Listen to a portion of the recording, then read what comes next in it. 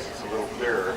The stuff on the top, the Yiddish word for that is schmaltz, but it tastes pretty good, so we kind of save some of it. If you want to toss it, you can. Put a lot of the flavors in there with that.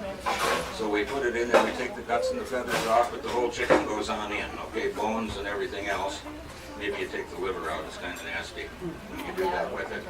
But we need this Chinese stock, and the things that make it pretty nice are things like the ginger and the pepper dust. You got to do that. A little garlic, add a little extra. Gets in there, and you'll find that it's not salty, so it works well. You can do this with vegetables, which she does with fish. Pilar is vegan. She's never hunted. It's okay, Jimmy does. So anyway, so we're going to use that in our soup. We're already on page 2 now, so we just did the stock. Got that? Okay, but if you can't do that, then you go and you find something like Swanson's low sodium chicken, or you can do like Mama did. You make own. You don't know what's in there and the other stuff. No MSG in any of this today. Hello, there it goes.